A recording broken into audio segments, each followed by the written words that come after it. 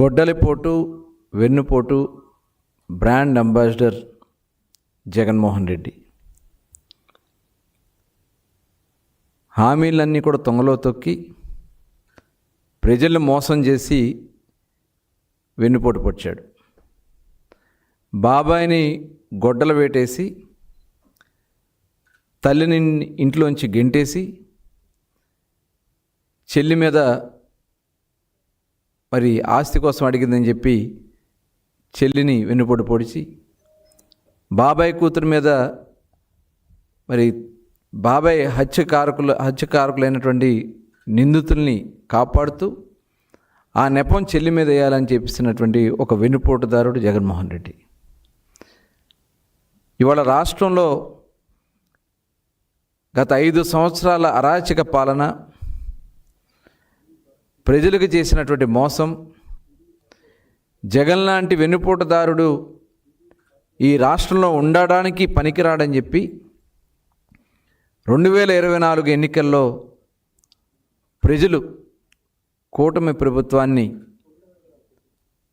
ఈరోజు అవకాశం ఇచ్చి భారతదేశ చరిత్రలోనే ఎప్పుడూ లేని విధంగా 94% సీట్లు గెలిపించి ఇవాళ పూర్తి మ్యాండేట్ ఇచ్చారు. కేవలం 11 సీట్లకే జగన్మోహన్ రెడ్డిని పరిమితం చేశారు. ఇంకా అతనికి బుద్ధి రాక ఇవాళ ప్రభుత్వం ఎంతో నిబద్ధతతో ఈ రాష్ట్రాన్ని అన్ని విధాలా ముందుకు తీసుకెళ్ళాలి, గత 5 సంవత్సరాల గాయాన్ని,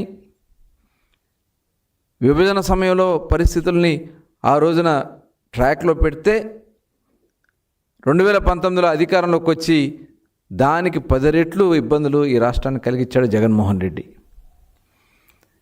ఇవాళ గౌరవ ముఖ్యమంత్రి చంద్రబాబు నాయుడు గారు, ఉప ముఖ్యమంత్రి వర్యులు పవన్ కళ్యాణ్ గారు, యువ నాయకుడు నారా లోకేష్ గారు, ప్రభుత్వ యంత్రాంగం అందరి సహకారంతో ఇవాళ ఇచ్చిన ప్రతి హామీని కూడా నిలబెట్టుకునే విధంగా ఒక పక్క అభివృద్ధి, మరో పక్క సంక్షేమం, ఈ రాష్ట్రంలో ఉన్నటువంటి ప్రజలకి అందరికీ కూడా అందే విధంగా కార్యక్రమాలు చేసుకుంటూ ముందుకెళ్తా ఉన్నాం. మీరు చేసింది వెన్నుపోటు జగన్మోహన్ రెడ్డి గారు. ఆ రోజున అధికారంలోకి వచ్చేదానికోసం మీరు ఎన్ని హామీలు ఇచ్చారు? అధికారం చేపట్టిన తర్వాత అడ్డగోలుగా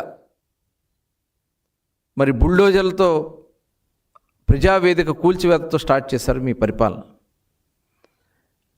ప్రజలకు ఇచ్చినటువంటి హామీలన్నిటి కూడా గాలికి వదిలేశారు. మద్యపాన నిషేధం అన్నారు, సంపూర్ణ మద్యపాన నిషేధం చేస్తానని హామీ ఇచ్చారు.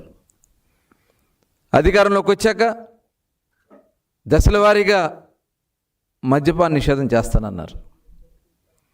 కానీ ఆంధ్ర రాష్ట్రాన్ని మద్యంలో కూడా గతంలో ఈ దేశంలోనే కాదు ఎక్కడా కూడా ఈ ప్రపంచంలో జరగనని దోపిడీ మద్యంలో చేశారు. ప్రజల ఆరోగ్యాన్ని దోచుకున్నారు.